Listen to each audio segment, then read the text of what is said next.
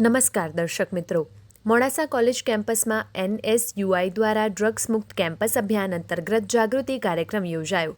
ગુજરાત પ્રદેશ NSUI દ્વારા Modasa મલા Gandhi college campus ખાતે drugs મુક્ત કેમ્પસ અભિયાન અંતર્ગત યુવાનોમાં જાગૃતિ લાવવા માટે કાર્યક્રમનું આયોજન કરવામાં આવ્યું હતું. કાર્યક્રમમાં કોલેજના વિદ્યાર્થીઓએ ઉત્સાહપૂર્વક ભાગ લઈને ડ્રગ્સ વિરોધી સંદેશને સમર્થન આપ્યું. ગુજરાત પ્રદેશ NSUIના પ્રમુખ નરેન્દ્રસિંહ સોલંકીએ યુવાનોને ડ્રગ્સ દૂષણ, તેના આરોગ્ય અને ભવિષ્ય પર પડતા ગંભીર પ્રભાવ વિશે વિગતવાર માહિતી આપી અને જીવનમાં નશાથી દૂર રહેવાની અપીલ કરી. અરવલ્લી જિલ્લા કોંગ્રેસ સમિતિના પ્રમુખ અરુણભાઈ પટેલે જણાવ્યું હતું કે નશાની લત માત્ર વ્યક્તિને જ નહીં પરંતુ તેના સમગ્ર પરિવારને પણ બરબાદ કરી નાખે છે. યુવાનો પોતે નશાથી દૂર રહેવા સાથે પોતાના મિત્રો અને આસપાસના લોકોમાં પણ જાગૃતિ ફેલાવે તે સમયની જરૂર છે.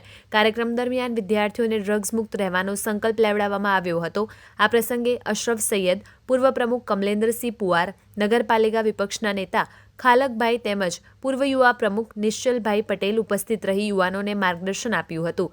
કાર્યક્રમની શરૂઆત સ્વાગત પ્રવચન મદનીભાઈ મલેક દ્વારા કરવામાં આવી હતી.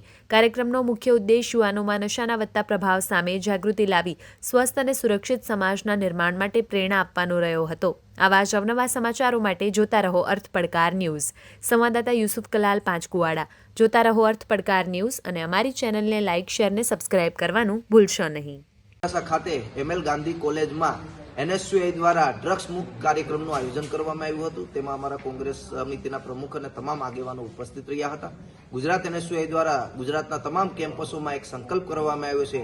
NSUI નો સંકલ્પ ડ્રગ્સ મુક્ત કેમ્પસ, જે યુવાનોમાં નશાનું પ્રમાણ વધી રહ્યું છે અને યુવાનોની જિંદગી બરબાદ થઈ રહી છે, તેની સામે NSUI દ્વારા એક જંગનું શરૂઆત કરવામાં આવી છે અને આજે વિદ્યાર્થીઓને અવેર કરી અને વિદ્યાર્થીઓ ડ્રગ્સથી દૂર રહે, વિદ્યાર્થીઓનું કેમ્પસ ડ્રગ્સમાં મુક્ત રહે તે માટેનું એક આજે NSUI દ્વારા કાર્યક્રમનું આયોજન કરવામાં આવ્યું.